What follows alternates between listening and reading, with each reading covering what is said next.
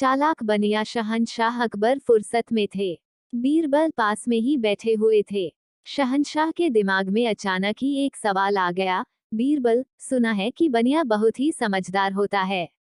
शहंशाह के ये कहते ही बीरबल बोले, हाँ हुजूर, चतुराई में उनका कोई जवाब नहीं। तो क्या तुम ये साबित कर सकते हो? शहंशाह ये कहते कहते चुप हो गए।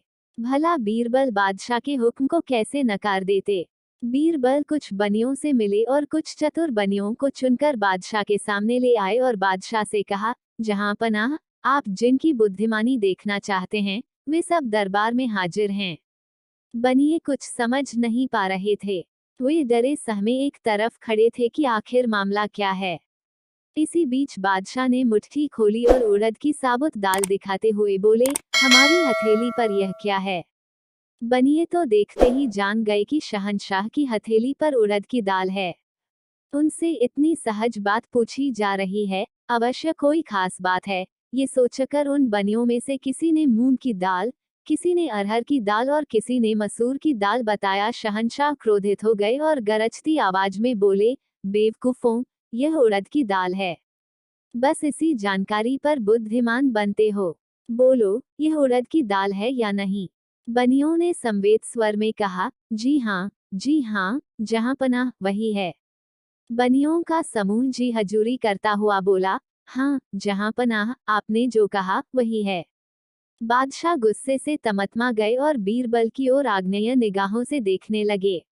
हाजिर जवाब बीरबल बोले, जहां पनाह, देखा आपने, बनियों की यही तो बुद्धिमानी है। इन्होंने पूरा प्रयास किया और हर प्रकार से आपकी हाँ में हाँ मिलाई, ताकि आपके सवाल में कोई रहस्य हो तो उसके कहर से बच जाए। डॉट। छोटी रेखा। एक दिन बादशाह अकबर ने अपने मंत्रियों के सामने एक अजीब सी पहेली प्रस्तुत की। बादशाह अकबर ने एक लाइन खींची गई और बादशाह ने पूछा, क्या आप में से कोई इस लाइन को बिना हाथ लगाए छोटा कर सकता है? मंत्री आपस में बात करने लगे कि इस रेखा को बिना हाथ लगाए कैसे छोटा कर सकते हैं। आज बादशाह को क्या हो गया है? उसी वक्त बीरबल वहां आते हैं और कहते हैं, जहां पनाह मैं ये कर सकता हूँ। बादशाह कहते हैं, ठीक है बीरबल, अब तुम इस रेखा को छोटा करके दिखाओ तब मैं मानूं। अब बादशाह की खींची रेखा के समीप बीरबल एक उससे बड़ी रेखा खींच देते हैं और कहते हैं, देखा जहांपनाह, आपकी रेखा अब छोटी हो गई है। बादशाह ने ये देखकर बहुत खुश होते हैं और कहते हैं, बहुत अच्छा बीरबल, तुम्हारी बुद्धिमत्ता पर मुझे नाज है। डॉट। बीरबल की चोर पकड़ने की कला। एक बार की बात है, बादशाह अकबर के राज्य में एक अमीर व्यापारी के घर चोरी हो गया। व्यापारी को संदेह था कि चोर उसके नौकरों में से एक है, इसलिए उन्होंने बीरबल के पास जाकर इस घटना का जिक्र किया। बीरबल उसके घर गए और उसके सभी नौकरों को इकट्ठा किया और पूछा कि व्यापारी की चीजें किसने चुराई है। हर किसी चोरी मानने से इनकार कर दिया। बीरबल ने एक पल के लिए सोचा और फिर व्यापारी के सभी नौकरों को समान लंबाई की एक छड़ी दी और उनसे कहा कि असली चोर की छड़ी कल 2 इंच लंबी होगी। अब बीरबल ने सभी नौकर से कहा कि कल अपने छड़ी के साथ फिर से यहाँ उपस्थित होना है। सभी नौकर अपने घरों में चले गए और अगले दिन उसी स्थान पर फिर से सभी नौकर इकट्ठा हुए।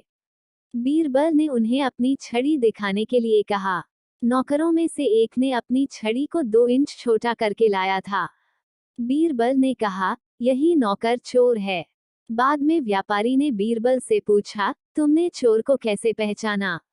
बीरबल ने कहा, चोर ने इस डर से रात में अपनी छड़ी को 2 इंच छोटा कर दिया था कि कहीं उसकी छड़ी सुबह तक 2 इंच लंबी न हो जाए।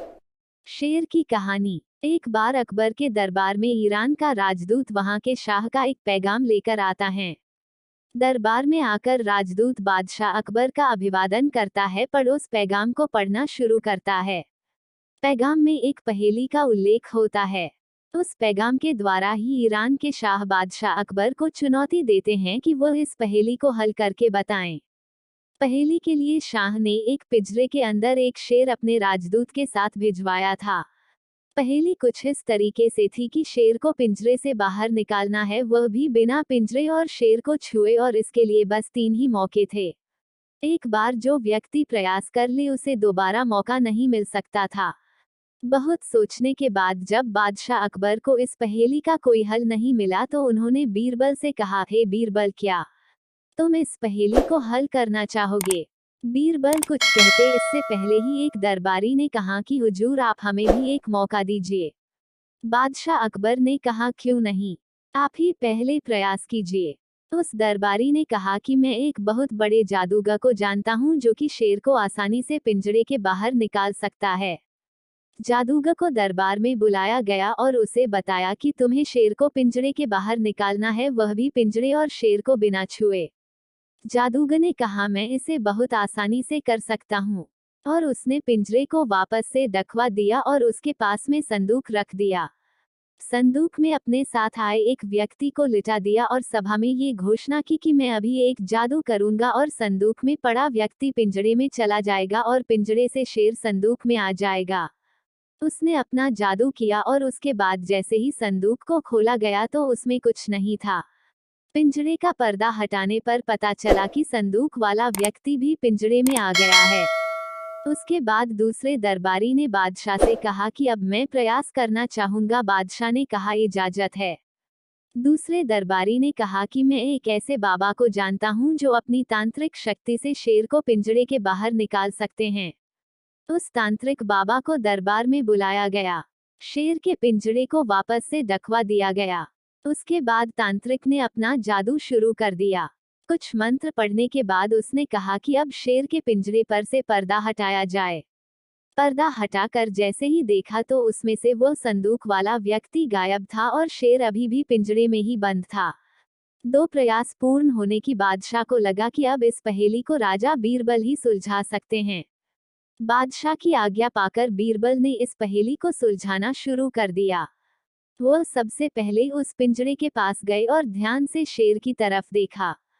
फिर उन्होंने लोहे की 2 सलाखें मंगाई। ये सुनकर सभी दरबारी आश्चर्य में पड़ गए। बीरबल ने दोनों सलाखों को शेर के ऊपर किया और देखते ही देखते वह शेर पिघलकर पिंजरे के बाहर आ गया। बीरबल की होशियारी देखकर बादशाह बहुत प्रसन्न हुए। बीरबल ने कहा, ये तो बहुत सरल था।